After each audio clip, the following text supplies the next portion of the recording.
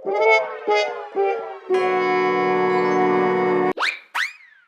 what's up guys? Ito na naman guys, maglalaro na naman tayo ng Honor of Kings.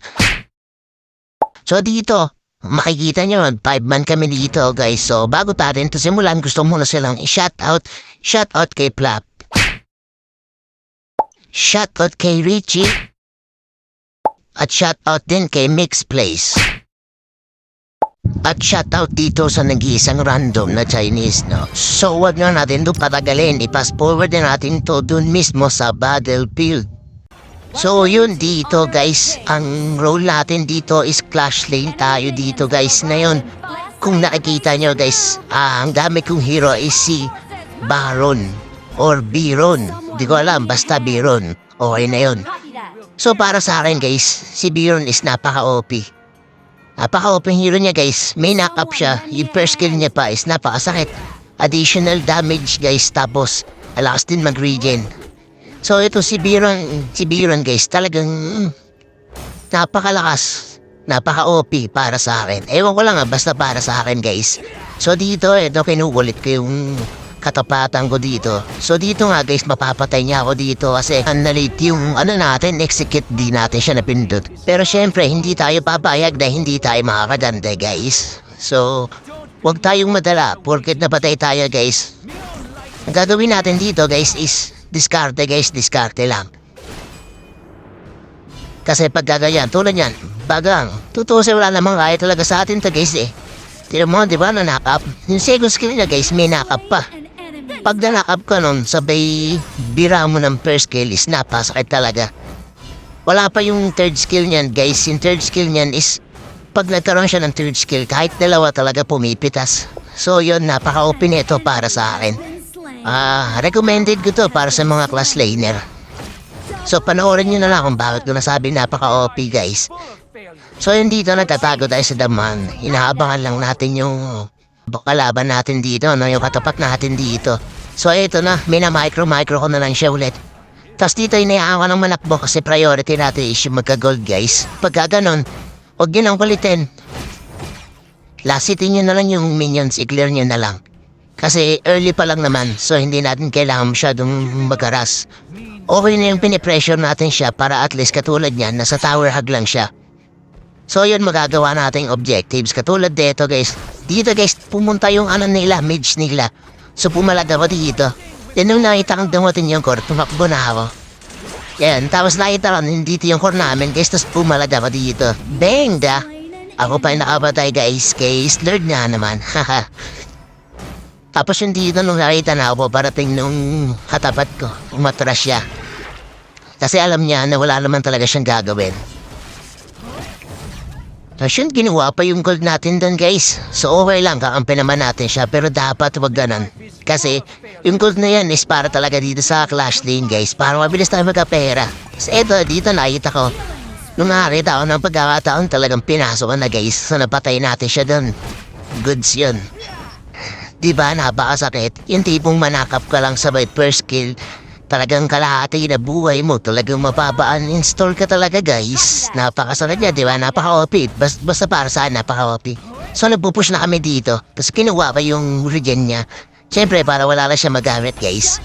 Tapos dito nag-aabang na tayo sa damahan. Hinihintay ulit natin siya bumalik.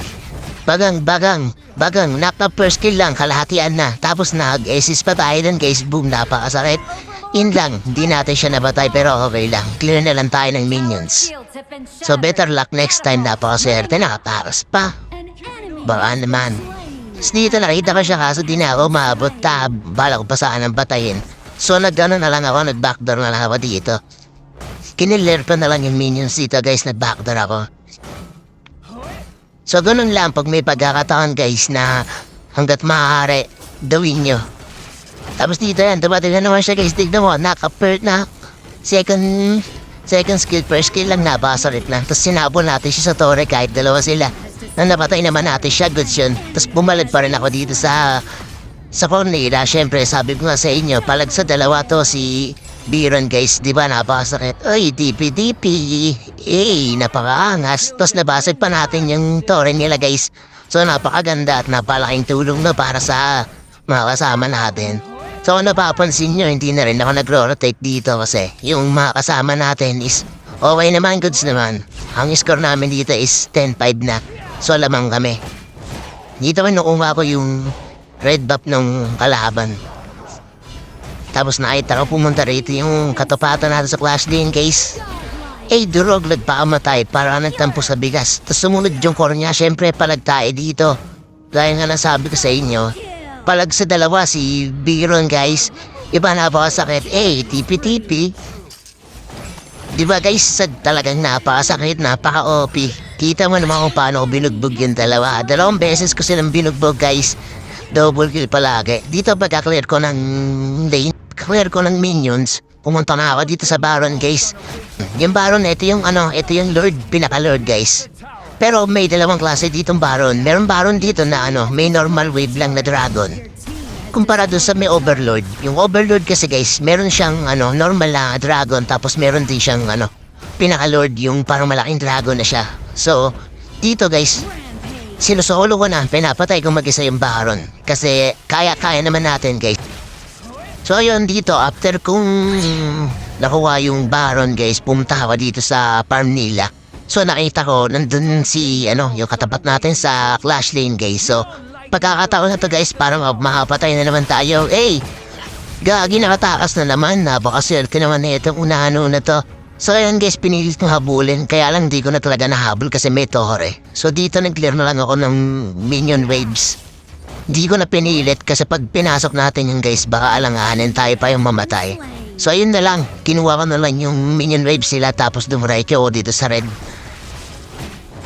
At maaari guys, kunin natin yung farm ng kalaban para mas madali yung nila, yung jungler nila. Mas malaking advantage yun para sa atin. So dito nakikita ko siya guys, pinipilit niya talagang patay yung dragon. Kaso nung nakita niya na ako, hindi siya makapanad kahit nasa loob siya ng tore guys. At paigot-igot lang. Din yan, boom, sinubukan ko siya i-burst sa loob ng tore niya. So yun guys, pinasok pala natin. Napatay natin kasi dumating yung kasama natin dun. Siplap nga pala yan guys. Tapos yun, bagang, napantulungan. So dito napatay ako guys. So yun, kasama pala napatay tayo. Pero syempre, okay lang yan guys. Yun yung pangalawang pagkakataon na deads tayo. Dito kung makikita nyo naman dito guys, is quarantine na yun yung mga kalaban. Hindi na sila makalabas dito. Masyado nang pinipressure ng mga kakampi ko guys. Talagang guys, kitang-kita mo yung advantage, di ba? Mas lamang kayo sa umpisa hanggang dulo, lalamang talaga. Basta play safe lang, huwag kayo magpapaplead. Kung hindi nyo naman kaya yung kalaban nyo, huwag nyo na lang ipilit guys. Mas okay yung mag-tower hug na lang, tas magpapera. Dito pumasok ako guys, natunaw dito yung isa lang yung namatay. Naligtas yung 2 low life doon. So okay lang yun guys. Tinan mo guys papasok-pasok lang tayo dito kahit hinihit ng tore, napakakunat. Kasi ang SS natin dito guys, may dagdag siyang additional defense. Nagkakaroon tayo ng barrier. So hindi agad-agad tayo namamatay. Yun yung kagandahan dito guys. Kaya nga, palag to sa 2 o kaya sa 3. As long na walang crowd control yung kalaban, kaya niya guys sabayan. Palagan. Tignan naman dito guys. Yun, napitas yung namin, yung roaming namin dito. Nung nakakita kami pagkakataon, basagin na yung tore. So pinasag na namin dito guys. Pumalag na sila kasi napansin nila wala na kaming roaming dito. Tapos yun guys, na-push natin yung torrent nila, nabasag natin, tapos napatay na rin natin yung MM nila. Tapos dito guys, kahit low life ako guys, pumasok talaga ako, pinagbigyan ko lang yung nila, mage nila, pero hindi natin siya namatay kasi nakapagtago agad sa torre at low life na rin tayo. Uwi na dapat ako dito, kaso nakita ko lang yung minion waves dun sa top, kaya hindi na ako umuwi dito. Nag-clear na lang ako dito guys. Nakikita ko naman din dito na matatapos na talaga. Pinipilit na mga kampi ko na takbusin na yung laban para makaisa pa aming team sa susunod, diba? So dito guys, tamang push lang tayo dito habang may pagkakataon. Hanggat may pagkakataon guys, kagatin nyo na kagatin. Para at least maging advantage yun para sa atin, diba? So dito low life na talaga ako. Pinipilit lang talaga dito makapush. Di na ako uwi dito kasi pinipilit na mga kasama ko. Tsaka may SS naman tayo kaya hindi tayo basta-basta kayang patayin dito. So yun, ginigreedy na talaga. Tapos dito guys, ayun, Masap yung clash lane nila. Yun napitas natin. Nag-SS tayo dito kasi piso na lang talaga yung buhay natin. Buti na lang talaga kapag SS. Tapos yung naubos namin sila dito, binasag na namin yung pinaka-main torrent nila. Napakaangas. Victory. Napakasarap maglaro guys kapag yung mga kasama mo is talagang marurunong din tsaka play safe din talaga. So, yun, kaya hindi tayo nakakadalo sa kanila kasi marurunong yung mga kampi natin. Solid. So yun lang, maraming salamat.